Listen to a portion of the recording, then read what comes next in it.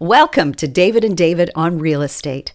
Join us as we explore the ins and outs of the real estate market.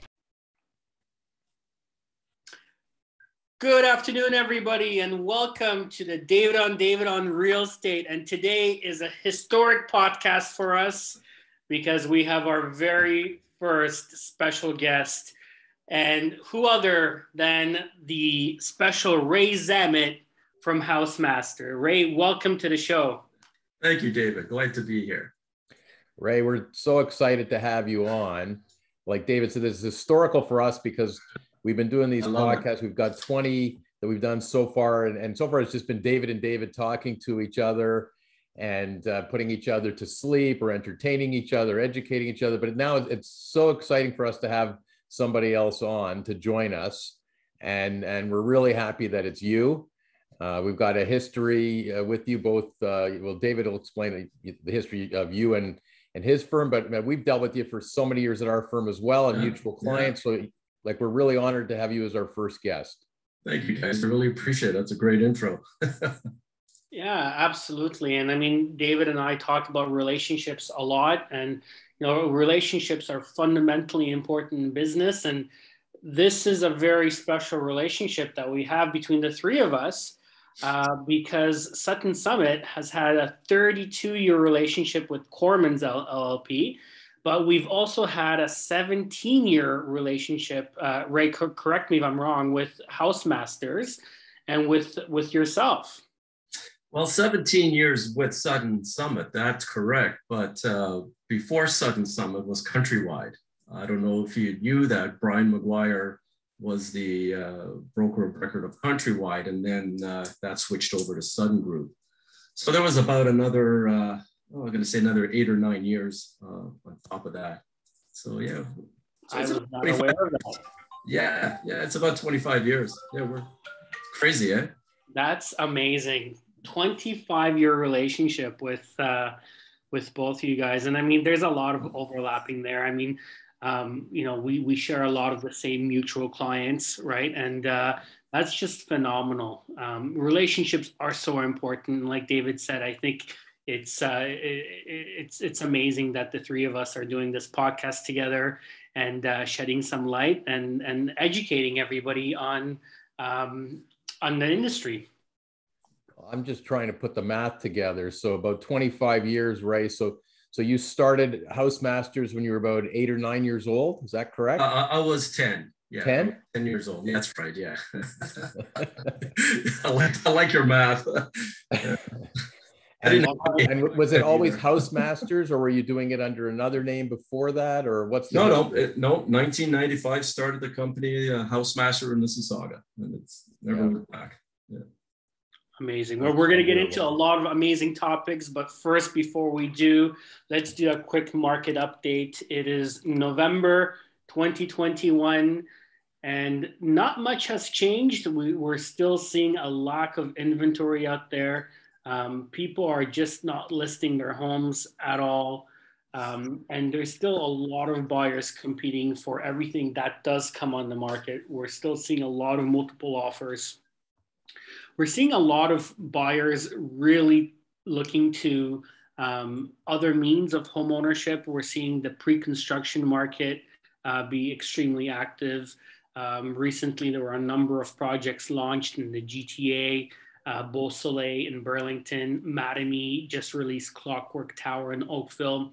And let me tell you, for every one unit that was available for sale, there were 10 worksheets submitted along with a bank draft for each available unit. And, it just goes to show you how much the demand is outpacing the supply in our market. And that really seems to be the fundamental problem that's really driving prices.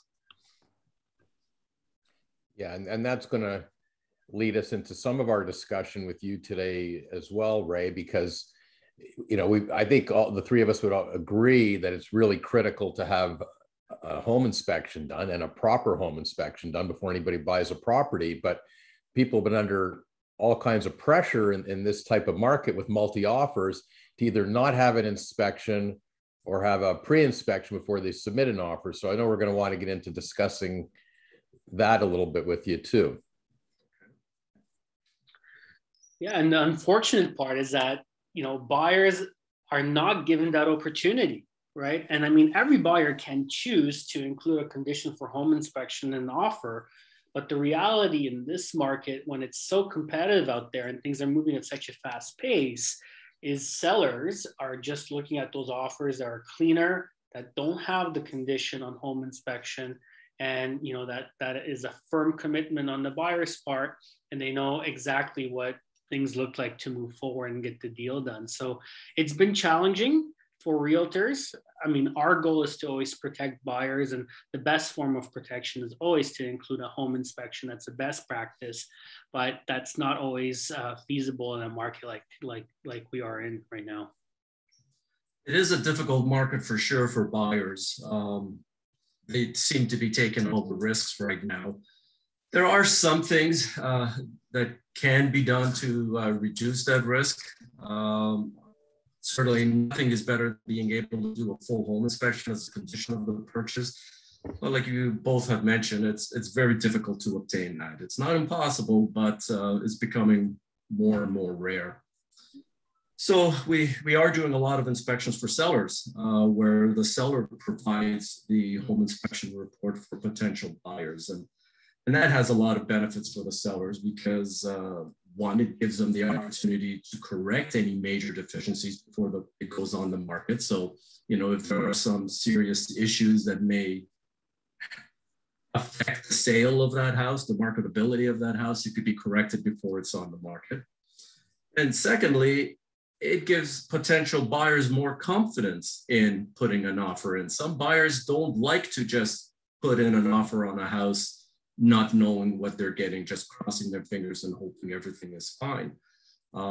So for those particular types of buyers, this gives them a little bit more confidence because at least they know what they're getting, the good, the bad, whatever the report may disclose, but it gives them some idea as to what they're purchasing, and that entail gives them more confidence.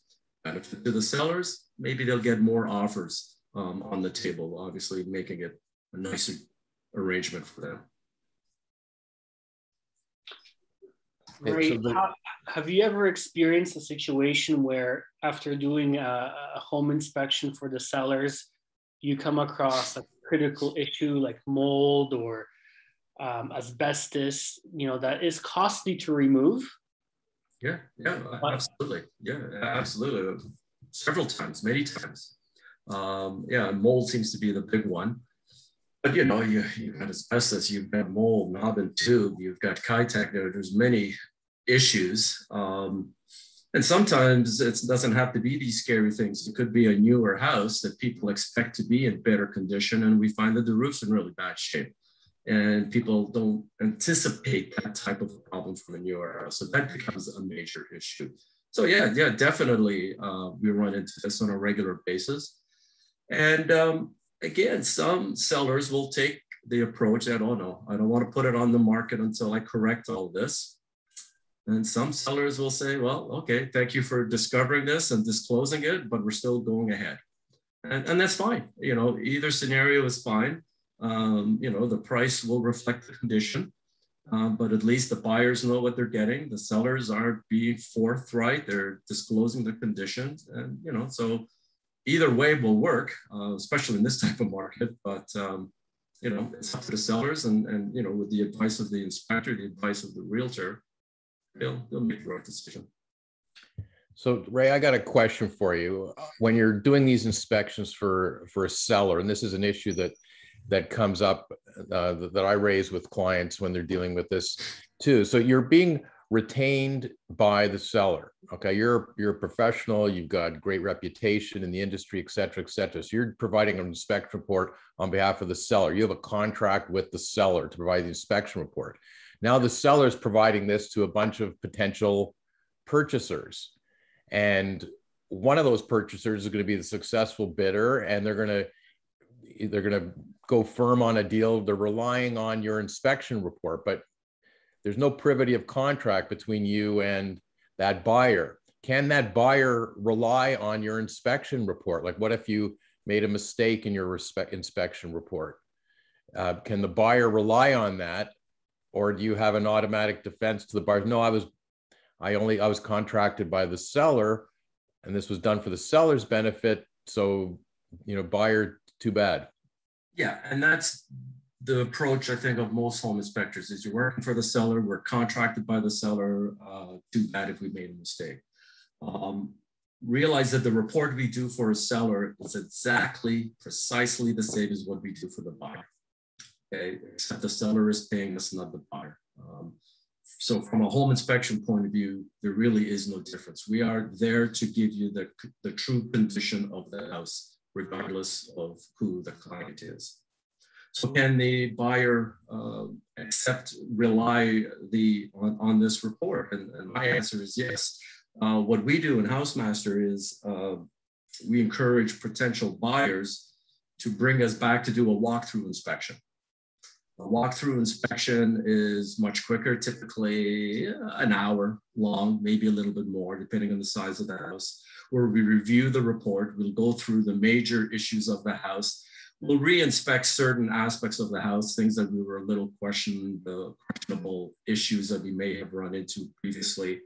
But now, by doing that, the buyer has entered into a contract with the home inspector. So now the buyer has full protection as if he had hired us originally, but at a fraction of the cost of their initial home inspection.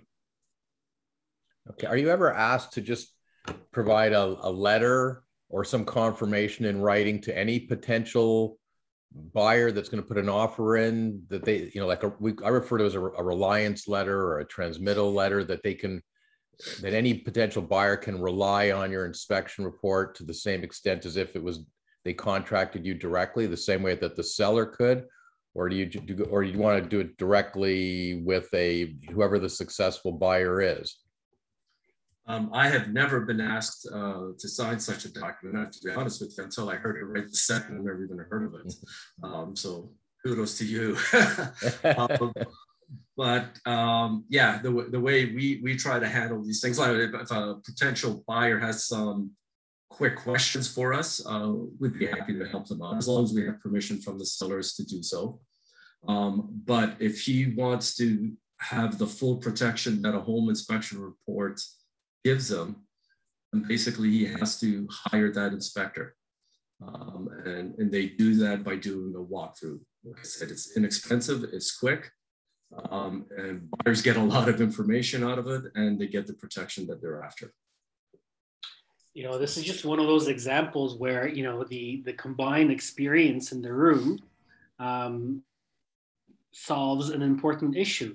Right, because these things are not an issue until they become an issue, right? And one of the questions I have for you, Ray, is how has the inspection industry evolved over time? And this is a great example of some of the changes that we're seeing in the industry, and this is a relatively new concept, where the seller pays for an inspection and is it available to the buyers, right?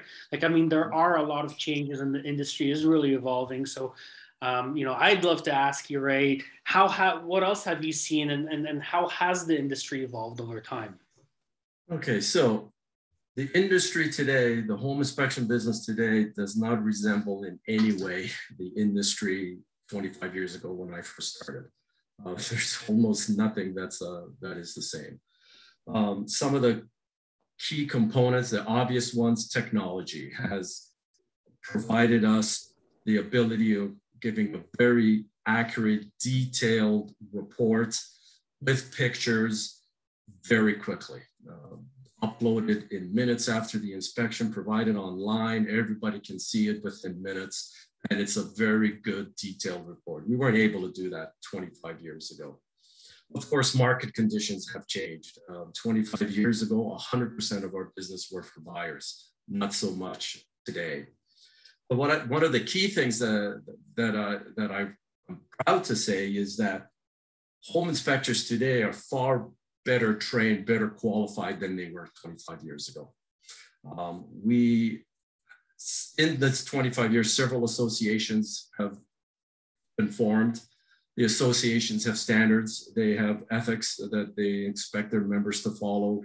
The associations provide training and courses that helps to educate the home inspector. None of this really existed 25 years ago. So I think you're getting a better quality home inspector today than we probably did 25 years ago. Having said that, people have to realize that the home inspection industry is unregulated in Ontario. There are no laws, no regulations. Yes, we belong to an association, but you don't have to. Yes, we follow the standards and ethics, but you don't have to. And more importantly is insurance. Some home inspectors actually aren't insured. Insurance is very expensive in this industry. That's if you're able to get it. Only a clean record will allow you to get insurance. If you have a faulty or a sloppy record, you won't be able to get insurance. So it's very important to realize that you're dealing with an inspector. I mean, I'll ask David Korman, what would the risk be to a potential buyer, to a real estate agent, if they hired a home inspector that's not insured and a serious defect popped up? I think the liability or the risk for all parties would be pretty great. Yeah, no, that's a great question, which is exactly why we like people referred to Ray Zammit of HouseMasters. You know, it's would anybody want to retain me as a lawyer if we didn't have an obligation to be insured and an obligation to comply with our law society rules and code of ethics and everything? Well, some do, some don't. Like, no one, like, how would you be comfortable hiring a lawyer if it was, oh, this lawyer opted out to, they don't have, this lawyer not complying with law society requirements and rules of professional conduct, or this lawyer's not insured. Like who wants to retain that guy? You know, it's really surprising to me that your industry hasn't been a little more regulated than it is, but that's important for everybody to know. It's important for the lawyers, it's important for the agents to know. They should only be referring somebody that has proper qualifications, proper insurance, you know, a proper track record. Otherwise, you know, you can't rely on that inspection report, right? Yeah, absolutely. Too often people focus on the price of the inspection. That is the first and foremost question that we get every time. Yeah. Nobody ever goes to, well, I shouldn't say nobody, but most people will not go deeper and ask for what's your qualifications, experience, training, members of associations, are you insured? Those are really the important questions to ask. And from real estate professionals to buyers, you just simply have to make sure the inspector you recommend checks off all of those boxes. Yeah, and I'm not usually part of that process most of the time when there's a multi-offer situation happening and then the seller says to potential buyers and their agents, oh, here's an inspection report. So David, you know, you're in that situation, your agents are in that situation. You know, they receive an inspection report prepared for the seller. One of the first things that an agent has to be able to look at and ask about is who prepared it, what are their qualifications, are they insured? And are they members of association? Like, how good is this, right? Before you're going to say, oh, don't worry, buyer, we got an inspection report. You can go in with an unconditional offer, right, David? Well, you're 100% spot on, because there is such inconsistencies in the industry when it comes to home inspections. You know, there's part-time inspectors, there's inspectors that, you know, are former engineers, which is, you know, great. And a lot of the times, you know, that's over and above what you need. But you know, it gives even another level of security to the buyer. But not all home inspectors are created equal, right? And of course, as a realtor, we always encourage our realtors to make 3 recommendations to a potential buyer, right? And you know, that's fundamentally important as well. So the buyer can do their own due diligence and ask important questions such as, are you a full-time inspector? How many inspections have you done? Are you insured and bonded? You know, do you have any lawsuits against you, right? And make sure there's also a personality fit, right? Some people are very analytical, some people are not. Some people need things explained in a different way. So there's a lot of considerations when hiring the right home inspector. And I mean, we have a relationship with Ray. Ray is absolutely amazing. But, you know, there's going to be some people that, you know, are looking for something else. And that's okay, as long as you check and you make sure that there's a proper foundation and that the buyer is going to be protected. But when it comes to relying on a seller's home inspection, I really encourage the buyer, whenever possible, to perform their own due diligence, right? If in the worst case scenario, because of this market, there is no opportunity to do that, and you can always do an inspection before the offer date. So you can always call the listing agent and say, listen, we've showed the property. We understand you're taking offers 2 or 3 or 4 days in the future. Can we do our own home inspection, right? And a lot of the times if the seller has nothing to hide, they're going to be very amenable to that. And then you can get somebody that you trust, that the buyer has performed their own due diligence and trusts, to look over the home. They can use the home inspection provided by the seller as a guide, or they might not. I tend to disregard that inspection and do my own fresh inspection from the ground up, just to make sure that the buyer is fully protected. But in the worst case scenario, if we have to rely on that inspection, it's a good practice to include it as a Schedule C to the agreement of purchase and sale, and have some sort of warranty representation from the seller that there is nothing, to the best of the seller's knowledge, in that home inspection that they know of that should be in there. I'll just want to add, David, that we're running into obstacles in what you just said, that some sellers, without a doubt, will let the buyers do a home inspection before that offer date. A growing number of sellers and their agents are saying no, and they are allowing 30-minute visits and nothing more. Occasionally, they're allowed 60-minute visits and nothing more. So it's putting even more pressure on the buyers. If the seller has not provided an inspection report and they are not allowing full access to the house, it really is putting a lot of pressure on the buyer, that they truly are taking 100% of the risk, which, it's not necessary. I know that's where the market is, but, not necessarily right or not necessarily fair. So you're starting to see in our industry, inspectors doing 60-minute inspections. Yep. Personally, I hate them, but that is becoming a reality today. Some are doing 30-minute inspections, which I think is just absolutely ridiculous and isn't worth anything. If you find yourself in that situation, make sure you're getting a report, because if the inspector's not willing to put what he says in writing, then what he's saying really isn't worth anything. And 60 minutes is tight, 30 minutes is impossible. So I wouldn't even waste my time and money on a 30-minute inspection. So what's a realistic time frame for a typical home? Let's say a 2,000 square foot resale property. How much time do you really need? Approximately 3 hours. 3 hours. 3 hours from the time you say, hi guys, my name is Ray Zammit, to have a good day, good luck with their house. 3 hours have gone by. So now that 3 hours has been whittled down to 1 hour or a half an hour. So what we have done, that's a little different, because, if we could do a 3-hour inspection in 1 hour, that's what I would be doing, but we can't. We can't be thorough. We can't stand behind what we're doing if we're losing 2/3 of the amount of time that we have. So what we've done, and it has worked for us, and our clients seem to be happy with it, is a 1-hour inspection where we look at 3 major systems of a house. The client picks the 3 systems they really want to focus on. We look at those 3. So at least those 3 systems are looked at in a thorough, methodical, professional way. They'll get a full report on those systems, and at least they know something about the house. It's not everything, nowhere close to that.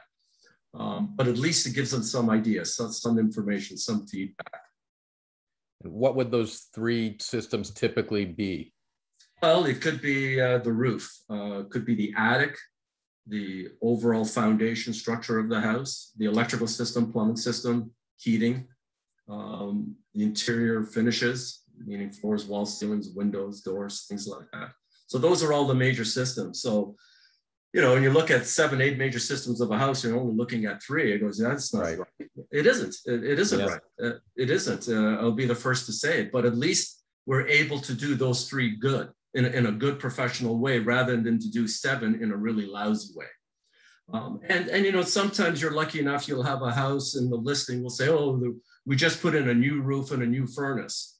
Well, then maybe the buyers will say, okay, let's skip the roof and heating system in this situation, and let's focus on the attic, electrical, and foundation. It doesn't answer all their questions. It doesn't eliminate all the risks, but it's something. In a very bad market, it gives the buyers something. Right. When you look at the evolution of the home inspection, are buyers more or less protected these days? Far less. I would have to say far less. As I mentioned earlier, the buyers are taking all the risks. It's getting harder and harder to do a full home inspection for the buyer. Not impossible, but rare. Sellers are not always willing to provide a full inspection report. Some do, some don't. And then some sellers aren't even allowing the buyers to do an inspection before the offer date. They haven't even signed any documents that buyers willing to spend all this money, knowing that they may not even be successful in purchasing this house. And in some cases, they're not allowed to do that either. So yeah, the buyers are really taking all the risks here. I don't envy them. I feel really bad for buyers, but it's a tough market. I've had a couple situations where buyers have asked to do an inspection before submitting an offer, like their own inspection. They don't want to rely on the sellers, and the sellers agreeing to it, provided that the inspector provides a copy of the inspection report to the seller. And they're insisting on that because if they find something, they want to know what it is and they want to deal with it. Now, again, now it sort of switches around that privity of contract issue because the seller can't rely on that unless the inspector agrees. But they're saying, fine, you're going to do it, and you find something, I want to know about it because your client may not even be submitting an offer after they get it. But I want to know what you found out because maybe the seller hasn't done their own inspection or they just want a second opinion on it. Wow. So, and I've had some buyers that have balked at that, like have not gone ahead because they don't want to provide the inspection report. And the deal fell apart just on that basis. Well, it sounds like the seller wants his cake and eat it too. He wants the inspection done for his benefit, but the buyers pay for it. Let the buyer pay for it. Yeah. Interesting. Well, I haven't run into that case, but that is very interesting. Ultimately, it's up to the buyer. If the buyer's willing to pay for it and then release it to the sellers, I mean, ultimately it's his decision, but it certainly doesn't seem like a fair arrangement to me. Well, like it's not necessarily fair, but it also, you know, as time goes on, and we've all done things in this industry for a long time, we have to now deal with privacy laws too that we never had to deal with. So you always, now if someone wants to use somebody else's report, you've got to get their authorization. Like you mentioned that before, Ray. If it's the seller's report, the seller has to agree to release it. You know, you've got privacy issues. They got privacy issues. Everybody's got to agree. So we have another layer that keeps getting added to all these things too, right? You've got to comply with privacy laws, no matter what you do, right? Well, what happened to those good old days when you just put in an offer and a condition and then you buy it? Let me ask you just a sort of a different question. Let's say, you know, you didn't do an inspection. Someone bought a property, no inspection was done, and now they close. Do you get asked to go in after closing by a buyer to do an inspection? And I'm thinking two reasons. One, you know, they might want to find out if there's something wrong and something really has to be fixed. But I think there's great value as a homeowner to have someone like you come in and say, oh, this is how you operate your HVAC system. This is your electrical panel. This is what, you know, just tell you about your own home that you just bought and show you how to use it and how you're supposed to maintain it, right? We do an inspection exactly like you described almost every day. That is now the bulk of our business is doing inspections for buyers shortly after they moved in. Sometimes literally the day after they moved in, the house is still empty, and we're doing an inspection for them. And exactly for the reasons you mentioned, to help them with the maintenance, how to operate the various systems of the house, but also to help prioritize future repairs to the house. If we're telling them, you got a very old roof and the next year or two you're replacing it, that may affect their renovation budget. Oh, we're going to do the kitchen, but maybe we'll hold off on that. Or, we're going to finish the basement, but let's take care of the roof. Let's take care of the foundation leak first, whatever. So yeah, what you're saying is happening at quite often, like literally every day, which kind of makes me feel good in the sense that I think the public out there, the home buyers, feel there is a value to home inspection. Like it makes me feel good to think that people are willing to do this even after they purchase the house. So they really do feel that there is value and worth in a home inspection. So to the point where even though they can't get it before they buy the house, well, then I'll do it after I buy the house. Right. I'm like, my mind is blown right now because my wheels are turning.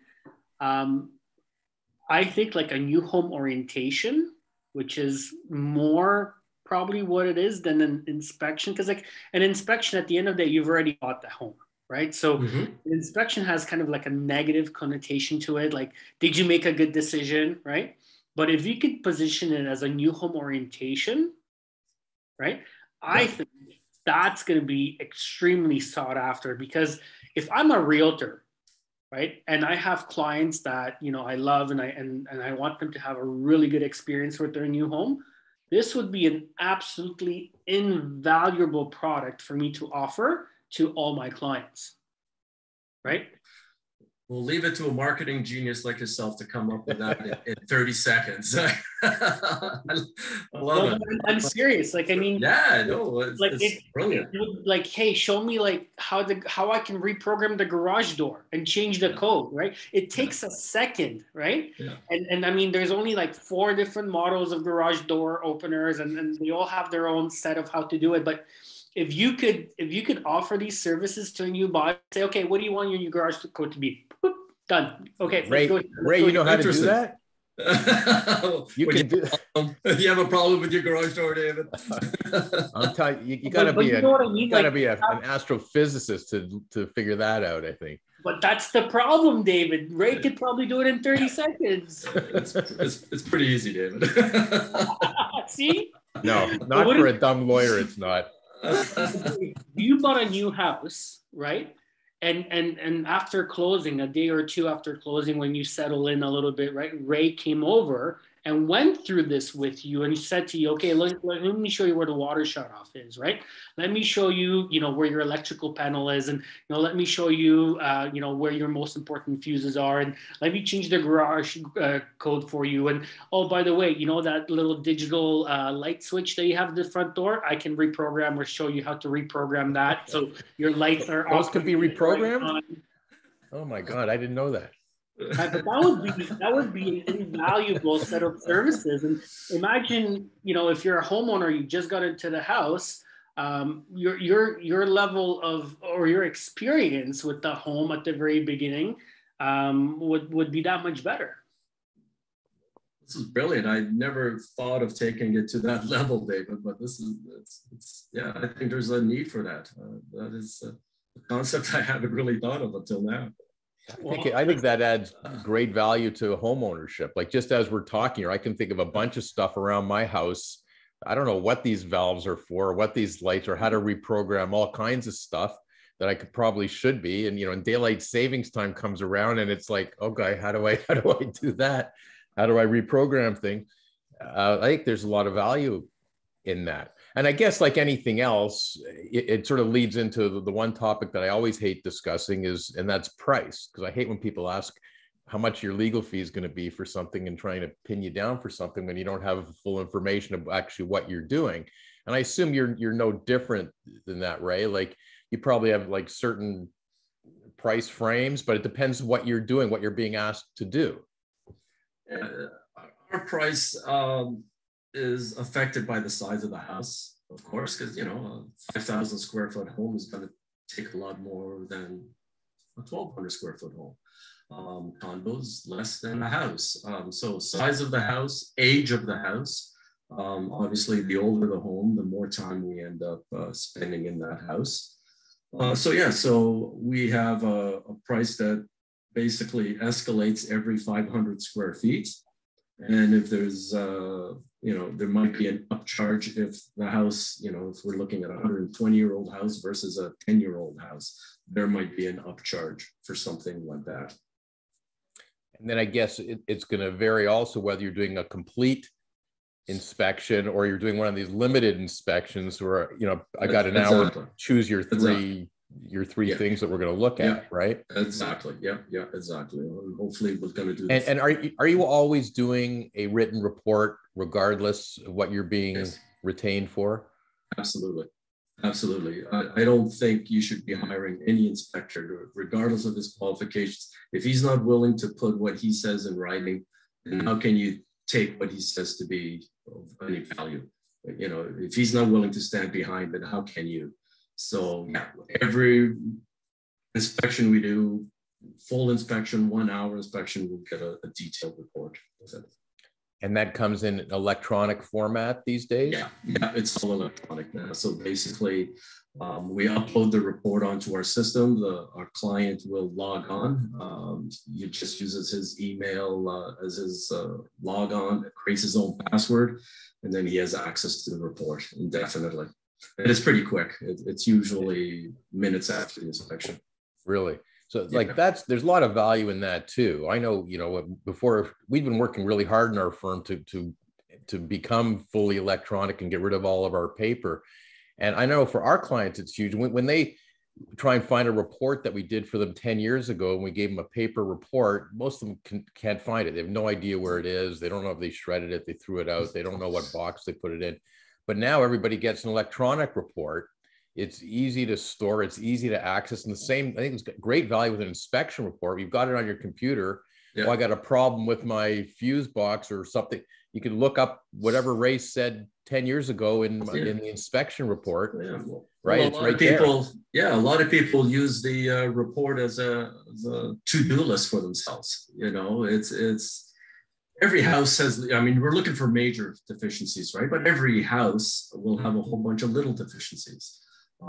So you can use this report as a to-do list. Every Saturday morning, I'm going to take one of Ray's comments and work on that list. I'm going to change my smoke detectors on this weekend, and I'll improve my drainage, extend my downspouts, et cetera, et cetera. It's a great resource for them. It's not just for the home buying process, so that, whether you make that decision to buy the house or not to buy the house, but it's packed with information that you're going to use once you're in the house. Ray, you mentioned home inspections on condominiums. And in my experience, agents don't typically do home inspections on condominiums. It's rare, but why is it important to do an inspection on condominiums? Well, you got to change their minds, David. We have to work hard to, trust me. For exactly the same reasons you would do a home inspection on a house. With a condo, you don't have the same level of exposure as you do for a house, but the majority of condos today, the newer ones, meaning the past 10, 15 years, the owners are responsible for their HVAC systems. Windows aren't your responsibility, but you'd like to know if there's safety issues or if they're leaking.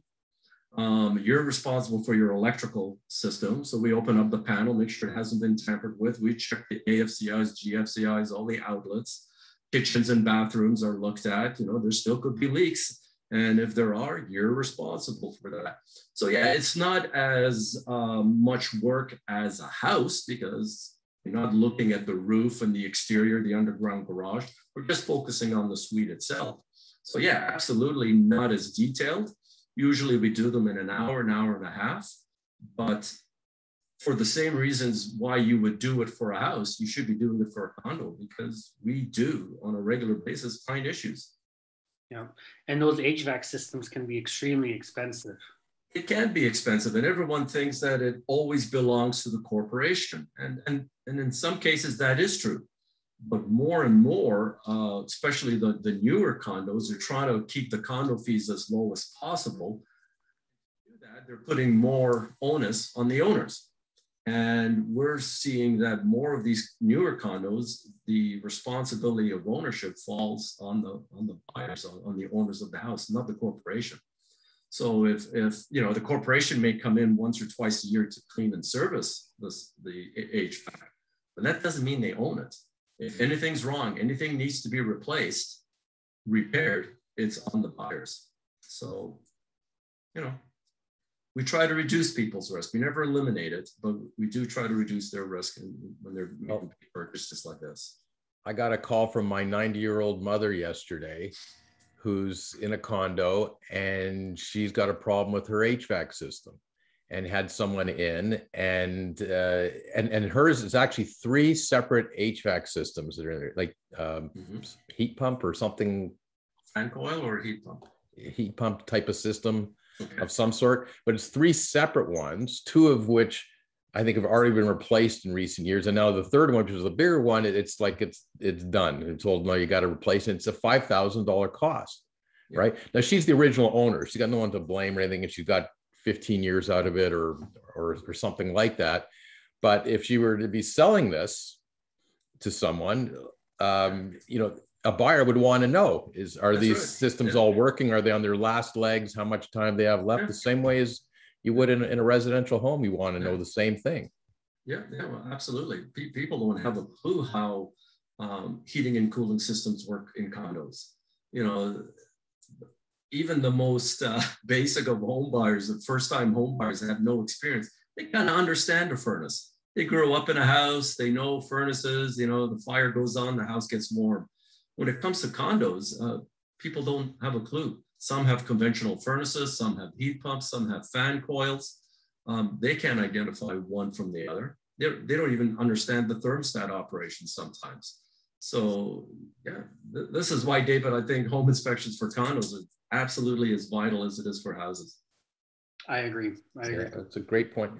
And, you know, speaking of condos, you know, I think this concept of the post-closing orientation is brilliant. And, you know, for a home, because in a condo situation, there's something built into the Condominium Act. We've got this reserve fund concept and reserve fund studies, right? So the condominium is always reviewing things, part of the common elements, to see what's coming up next. When does the roof have to be done? When does the parking garage have to be fixed up or replaced? When do we have to repave? When we got to redo the elevators, right? But in a home ownership, you'd like to have that type of information too. You'd like to know when, you know, how long is my air conditioner going to last? When's my furnace going to be shot? Do I need a humidifier? You know, are these on the last legs? Is my electrical panel good? Stuff like that, right? So I think you're onto something here with this orientation business. Yeah, I love the idea, David. I think it's a great idea. Like our reporting, very quickly, before you get into the details of the report, it has a description of what you're looking at. So you've got a forced air gas furnace made by Lennox.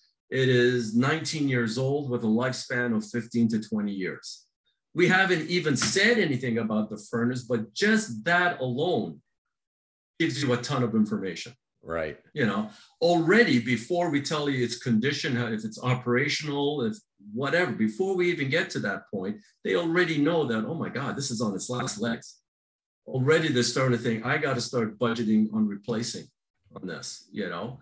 So, I know I'm a little biased, but there's a lot of information that home buyers can get out of our reports. It's a very valuable service. Yeah. And you know, there's this whole concept. I mean, I get asked sometimes, or I get told, hey, we only want to look at a new house because then we're 100% sure that it's new and it's in good condition. And I always say to everybody, look, a 3-year-old new house that's been completely neglected and abused by tenants versus a 15-year-old used house or a house that's 15 years old that's been loved and updated by the owners, you know, there's such a difference. right? And that's why, having home inspections is so critically important. But, people have a misconception that if a house is new, everything's going to be new or there's going to be no maintenance. And that's just not the case. It isn't the case. People think that a new house is as close to perfect as you can get. However, a new house is built by people, the same people that built the old house. And there's going to be mistakes. There's going to be omissions, shortcuts taken. And you hit it bang on when you said maintenance. An old house that's very well maintained is a better purchase in my eyes than a new house that hasn't been maintained. So yeah, it boils down. You can't just generalize and say new is good, old is bad. You got to look at them individually. Each house, how it's been taken care of, maintained. Is there pride of ownership, or was it tenanted for the past 10 years? It makes a difference. It truly does. Yeah. The other misconception I find a lot in this industry is when it comes to custom homes, right? And whenever I see a custom home being sold that was built for speculation, there's a huge difference between custom homes where the end user built the house for themselves and then 2 or 3 or 4 years down the road decided to put it on the market. I mean, there's just such a fundamental difference in quality of finishes, how far a homeowner goes, how much money they spend. So if you are looking for the custom home, I wouldn't say avoid specs, but just understand that there's a difference in how a homeowner approaches their new home construction, doing it for themselves versus for resale purposes. That's just human nature, right? If you're building something for yourself, you're going to build it right. If you're building it for somebody else, well, you may just opt for the cheaper option. And cut a few corners. You might cut a few corners, yeah. So with new construction not being built for someone's own purpose, you're buying from a builder, and there would be Terrian coverage for that. And there's a built-in type of inspection to do a PDI type of inspection with the builder. And then Terrian would enforce deficiencies and things like that to make sure it's fixed up. So do you get asked sometimes to come in with a buyer to attend for a new type of construction like that, to do an inspection? Yeah. Because they want to rely on your expertise and not just listen to the rep from the builder that's walking through the property? So what we typically advise on that is not to bring us with them on the PDI. The PDI is usually held several days, a week before closing day. We would advise them to just do the PDI with the builder, go through the motions, go through the routine with the builders, and then bring us in before you submit the 30-day inspection. So after closing. After closing, 30 days. But before 30 days. The PDI, the real big focus on the PDI should be cosmetics. Meaning you're going with the builder. The builder will show you the various systems, the shut-off valves and all that. But you're really, really concerned if there's any scratches, chipped tiles or chipped fixtures, cracks in the tile work or damaged flooring, whatever. Because after the PDI, if you discover these things, the builder is likely to say that you've created them during the moving process. So you want to make sure cosmetically the house is as close to perfect as you can be. So you're looking for all of these cosmetic damages, paint splatter and stuff like that. Bringing in a home inspector, we don't care about that cosmetic stuff, to be quite honest with you. We're work more on the function of the house, all the systems. Did they miss something? Was it done incorrectly? That's what our focus is. But doing it at the same time as a PDI sometimes gets the builder's backs up, and it doesn't create a very good working relationship with the new homeowner and the builder. So there is no advantage to do it that early anyways to the new homeowner. So bring us in 3 weeks after you moved in, you're settled. We can take our time. No one's looking at their watches saying, hey, I've got another appointment. You got to speed this up. None of that. We do a thorough report, and then that report can be included in Terrion's inspection, 30-day inspection report. So then everyone is covered, no hard feelings, nobody is rushed, and everyone gets what they need to. That's fabulous advice, Ray. Great advice. Honestly, it's really, really good advice, Ray. Yeah. I'm not just a pretty face, you know. Well, it's not often that the two Davids are left speechless at the end of some advice being given either, right? Well, that's one of the reasons we wanted you to come on. We needed a pretty face on here. Oh, geez. All right. There you go. Lacking up until now. But Ray, I would love to work together and to create that orientation program and launch it with our brokerage. I'd love to support you on that. And I think, we do great volume. I think our homeowners will really benefit from that. I'd love to help you launch that program. That sounds like a great idea. I got to give it some time and see what services we can include that we don't typically do. And, we'll take it from there. Amazing. Yeah. So Ray, just like an inspection's a fair bit of work, and you can only be in one place at a time. Maybe explain or describe a little bit what your support, your team there at HouseMaster. Tell us a little bit more about your. So HouseMaster, we've got several offices all over the GTA, and we work very closely with all these offices. We got Tony and Michael in Toronto, Guelph. We got Felix. We've got guys in Hamilton, London, Ottawa. So what we do, we work very closely together. So if one office is too busy to handle the request, we just pull the inspectors from the other offices to meet that demand. So if I'm too busy, I'll pull somebody from Toronto or from Guelph and take care of my clients so that they can get the timely service, and vice versa. If I'm particularly slow and Toronto is swamped, then I'll go out and help Toronto. So that's the advantage of working with a company like HouseMaster. We've got offices all over the GTA, all very experienced, better looking inspectors than myself. And we work great as a team. It works out really, really well. And everybody's qualified, everybody's insured, everybody's under the same umbrella. Absolutely. Right? Yeah. The same reporting system, everything. Yeah. Yeah. HouseMaster is pretty strict on that sort of stuff. Yeah. You wouldn't be able to tell the difference. Honestly, you wouldn't. Well, that's really important to know, because everybody that sees this podcast is going to say, oh, I want Ray to come to my house, and it's got to be Ray. Yeah, well, but I don't know about that. But they have to know it doesn't necessarily have to be Ray. It's going to be Ray or someone who was cloned from Ray that's going to get there and provide proper information, proper support. But there's a system behind it all. They know what to look for. They know how to report it. They know how to handle the clients, right? Exactly. Yeah, exactly. A system that is designed to succeed. We've been in business for 40 years, 45 years. And you get a certain amount of experience from other inspectors, but the system has been designed to succeed.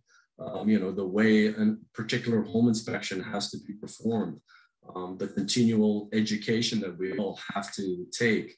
The reporting system is designed to make sure that an inspector doesn't get distracted and miss something. It's the whole package. It's the training, it's the experience, but it's the system as well that helps the inspector succeed. Now, I guess you're limited to some degree in the way you can inspect or look for certain things. Like mold is sort of the more obvious one. I guess Kitech plumbing would be another one. Like, you're not allowed when you're doing an inspection to break through walls and do that type of stuff. So only on TV. Yeah. So how can you come with a sledgehammer? Right. So you're still looking for these items. There's certain ways, certain techniques, there's certain things you can get behind to look, right? But I guess you never know for sure if some of this isn't. I guess with mold more than Kitech, there might be more evidence of Kitech, right? But then you have to put qualifications into your report that, we didn't knock down walls or open up ceilings. Yeah, no, it's a good point. people have to understand that by definition, a home inspection is a visual inspection. There is no destructive testing. We are not allowed to lift carpets, move furniture. It's not our house. It's not the buyer's house yet. You know, the sellers have been kind enough to let us into their home.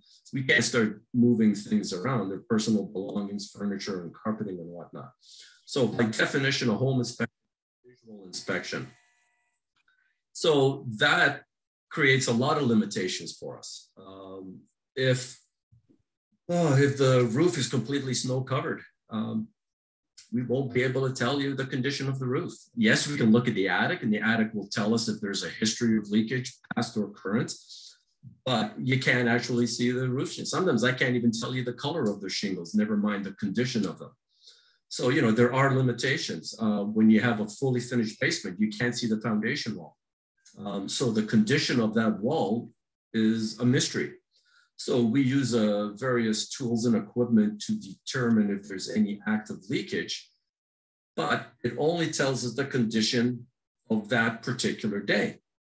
So I can use an infrared camera, I can use moisture meters and say, you know, Mr. Homebuyer, your basement is dry. I detected no water in your basement. What people have to realize is that as of today, your basement is dry. It doesn't mean that it has never leaked. I'll give you an example. If we do an inspection in August and it hasn't rained in 3 weeks, there is a very good chance that your basement's going to be dry.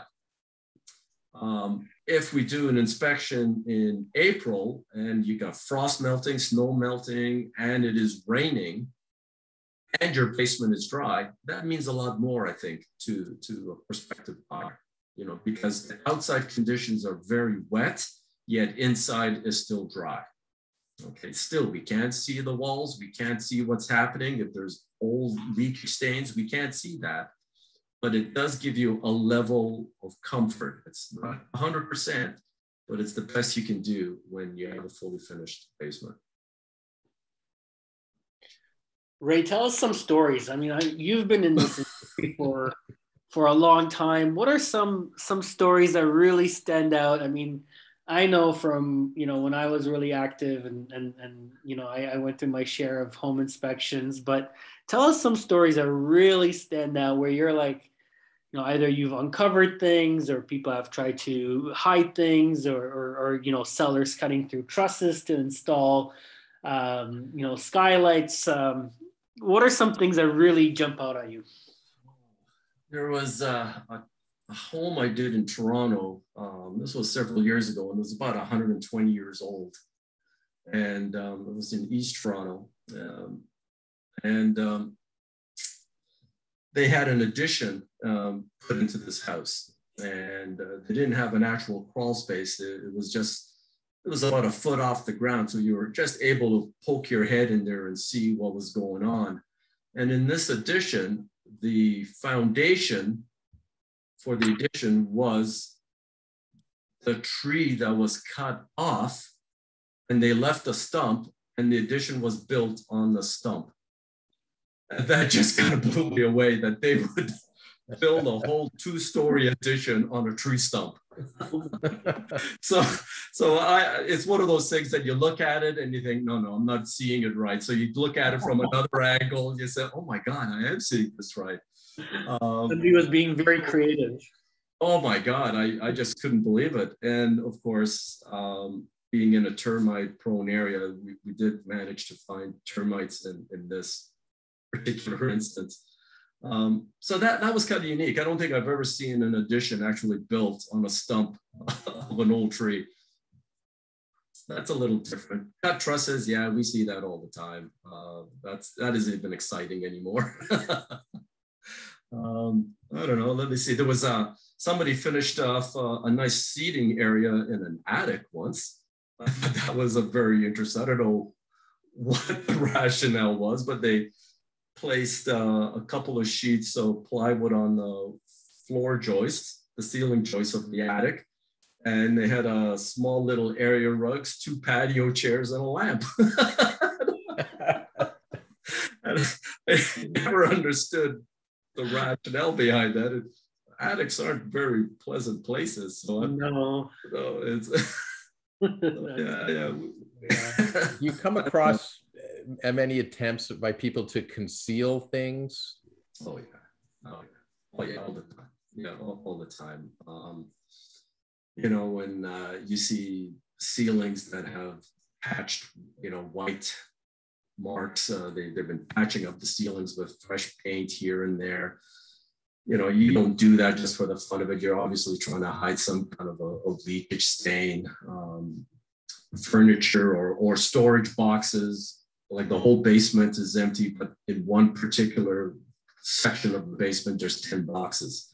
The whole basement is empty other than that one location. So you very delicately poke around, and sure enough, there's a big crack there. And so yeah, you do see it. Yeah, unfortunately, yeah, you do.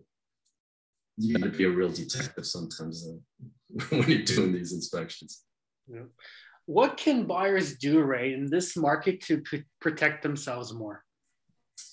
That's a tough thing. It's a hard one for me to answer. If you can get an inspection clause, fantastic. But let's be realistic. That's very tough to get today.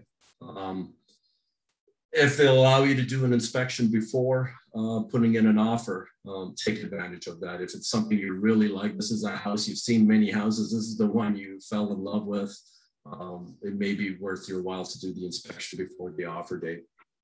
Failing that, try to do that 60-minute inspection, the 1-hour inspection that we were talking about earlier. But put a little bit of pressure on the sellers to provide an inspection report if they haven't already. I think if enough buyers and buyer agents would put pressure on sellers, do you have a report? Do you have a report? If they constantly hear that, maybe the message will start to get out that in this type of market, that it's the decent thing to do is to provide a report for buyers. That's really about all they can do, David. It's a seller's market. It's a very difficult market. I'm sure it'll change. We've seen this before, 4 years ago. But other than what I just suggested, I'm at a loss as to what else they really can do. What do you? Yeah, I think you've probably pretty much exhausted. There isn't much else they could do. The other thing is, not only do they want to put pressure on the seller to have an inspection report, but you've got to add that you want it done by a qualified home inspector who's licensed, who's insured, etc. And you want to have them authorize that that'll be delivered to buyers. And if you can take it a step further, that the buyer can rely on it, even better, right? But other than that, some of it is just buyer beware. You get what you see, and you have to have a budget to deal with it after closing. Yeah, and that's what I have been observing when I'm doing these inspections for the buyers after they moved in. They sort of had a little fund set aside for the unexpected. Not a lot of money. In some cases, it's very little, but it was like, we're buying this house sight unseen. We don't know really what we're getting. We're crossing our fingers. There isn't anything serious. And they kind of set aside a few dollars in case something does come up. And that's when we come in and we do the inspection and try to prioritize that. You're doing pretty good here, but the next couple of years, you're going to focus on this, this, and this. And that helps them to prioritize, to budget for these events. But it's a sad state that you have to do that in this market, but that's the way it is right now. Yeah. And I want everybody to really be aware.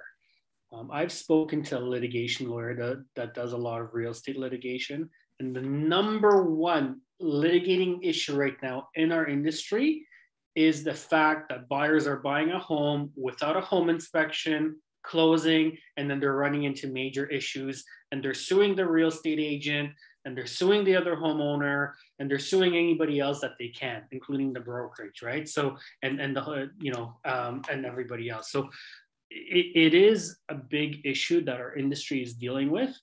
And it's an issue that really requires a lot of conversation, because yes, it is a tough market.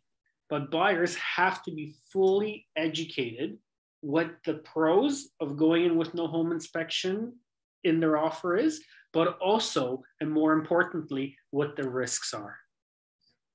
Absolutely. Yeah. And that's fundamentally important, because there are a lot of risks of not being able to inspect the property and going in firm. And, you know, as professionals in this industry, we really have to spend the time and really educate our buyers what those risks are, to make sure that, you know, they go into this with an open mind and understanding that they are assuming risks. It is extremely risky. That, you know, there's, like you mentioned, right, there's so many components to a home, right? To inspect it in less than 3 hours, to inspect it in 30 minutes is completely unrealistic. There's so many moving parts. And then some of these issues could be in the thousands and thousands and thousands of dollars to rectify, right? And that is a huge risk that the buyer is undertaking by going in, not doing a home inspection, and waiving that condition from the offer. And I think we need to talk more about that as an industry as a whole. Nobody likes to be surprised. At the end of the day, nobody likes to be surprised. If you told them you have a big issue with the house up front, people can wrap their heads around that and plan around it and proceed. But when that big surprise shows up after they purchased, it can be devastating. Nobody likes that. Yeah. I have a quick story I'd love to share with you guys. I did a home inspection on property in Milton, this beautiful side split, and it had 3 skylights in the kitchen. And the real estate agent, who was the listing agent, acted for the buyer, for the current seller when they bought the property, and they've only been in this for a year, and they did a home inspection when they purchased. So when we asked for a home inspection condition, this was a couple of years ago, they're like, yep, no problem. You know, we don't anticipate anything. We've only been here for a year. We had a clean home inspection from the previous inspector. This inspector turned out later on was an inspector that this agent used for 20 years, never had an issue. We go in, we do a home inspection, and sure enough, the trusses for the 3 skylights in the kitchen have all been cut to accommodate a bigger skylight that is more than 16 inches or whatever it was that a regular skylight is supposed to be. And when I called the listing agent originally and told her what the report is, she, you know, at first she was angry. At second, you know, she said, well, that's impossible. We did a home inspection a year ago. But it just goes to tell you, like, how important is to have the right team, to have the right professionals representing your client. Because I mean, this was her client, right? She bought the house, they did a home inspection, didn't find the problem. Now they're selling the house using the same real estate agent, only now we came in, now we discovered that there's a huge structural issue, right? Yeah. When she calmed down and we had an opportunity to really talk, the home inspector that we used at the time recommended a structural engineer. They went in, they did up drawings. It cost $1,200 to rectify the problem, right? It wasn't a huge expense. They went in there, they fixed the trust issues. They fixed the support. They provided an engineering stamp drawing that it's been fixed. And the homeowners are still to the house and to this day. I think they've been living there for like 7 years. They absolutely love the property. And it just shows you that all these issues are fixable, right? As long as you work together, you put heads together, you can solve almost anything that's in front of you. But you have to have the mentality that, you're going to be open, transparent, you're going to work together, and you're going to rectify these issues moving forward. Yeah, and in the grand scheme of things, what's $1,200, right? I mean, really, when you look compared to the price of a house, $1,200 is money well spent. This cut trusses is a structural issue. It's very important. It needs to be done, and if it's done for $1,200, it's done very well. I'm surprised that the engineer's report itself wouldn't cost $1,200. Exactly. When I heard $1,200, I thought that was just for the engineer, right? Yeah. Oh, that was like 8 years ago. Remember, right? Yeah. Well, they hired the home inspector to do the carpentry work. But I mean, now if they ever sell the house again, they have that stamped engineering drawing, right? And any home Exactly. can look at that and say, okay, exactly, because that's what we'd be doing. Yep. We Right. come back, we re-inspect this house 10 years from now, we're going to see the cut trusses, and that's exactly what we would be recommending. Get an engineer's report to make sure that the trusses have been reinforced to accommodate the skylights.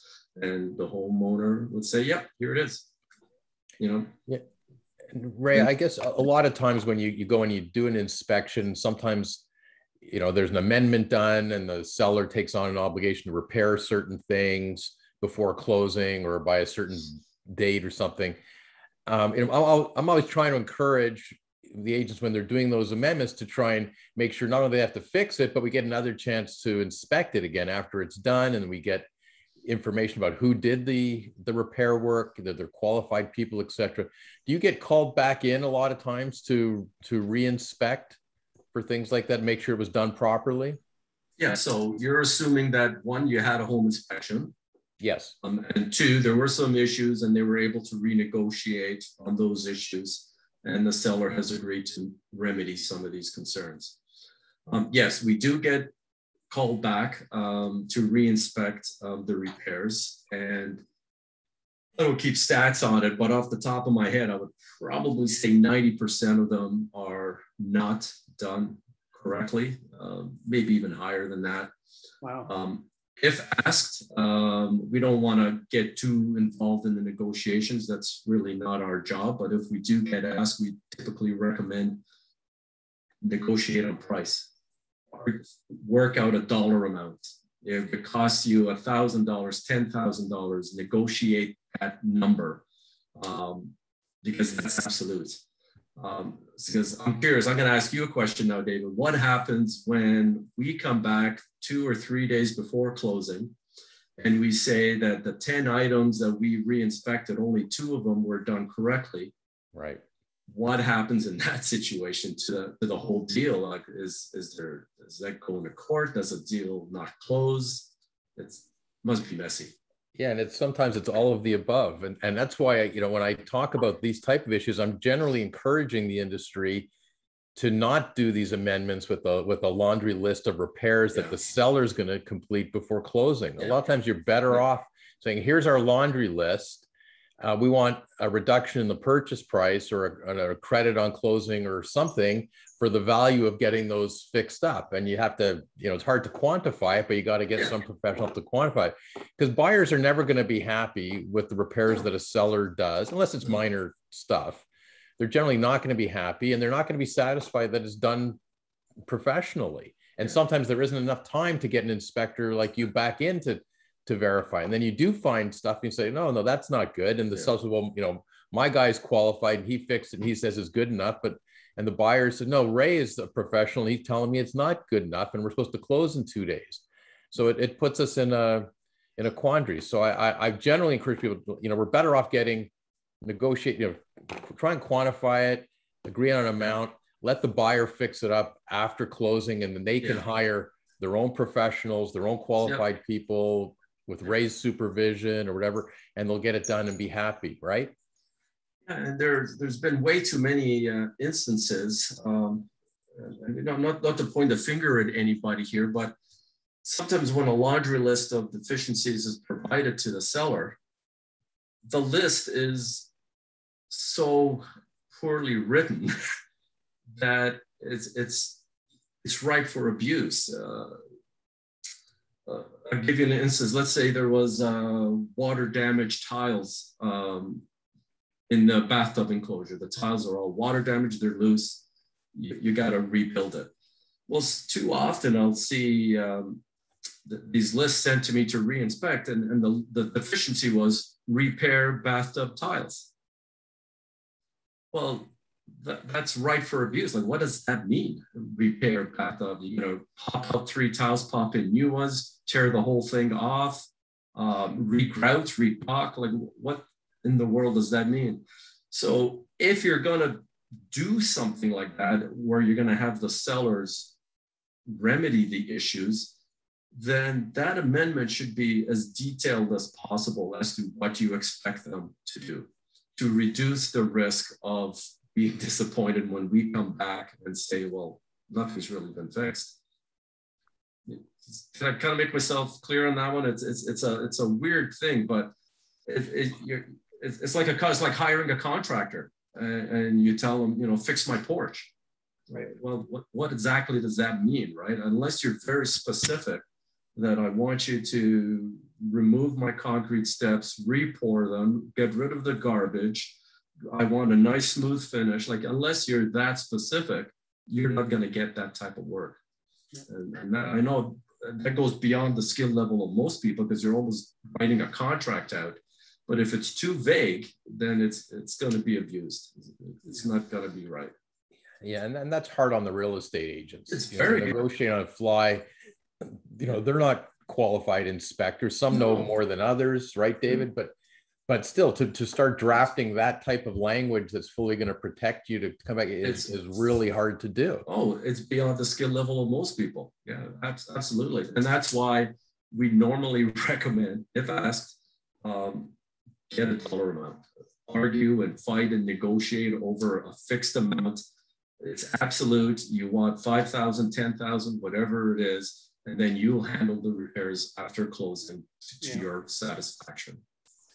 Yeah, further to what you just said, Ray, I find a lot of my realtors ask me questions about who's going to conduct, right? Like, will a handyman do it? Will, you know, a master carpenter do it?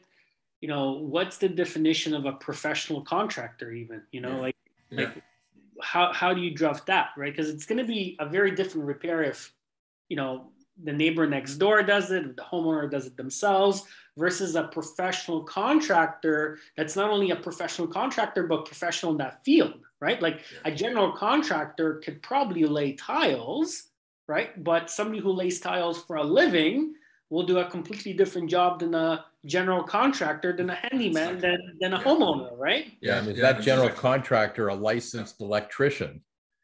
Right. Right? Yeah. He can, you know, he might be qualified to change a light bulb, but so can a dumb lawyer. But if you're going to put me near an electrical panel, I'm going to blow up the house, right? So it's important to know who's doing it and what their real qualifications are, and that they're licensed. So exactly, which just goes to the point we're trying to make here, is that because it is so difficult, and it's a skill set that the majority of people simply don't have, and they're not expected to be quite honest, which is why you should be going towards a dollar amount rather than an actual repair item. Unless I'll qualify that by saying, if you've got an active leak, your roof is actively leaking, you don't want to wait 3 months to bring a roofing contractor in and fix it. You know, so there are circumstances where you have to get the seller to do the repair. You know, you've got a plumbing leak that's going to cause serious damage to the house. That has to be corrected immediately.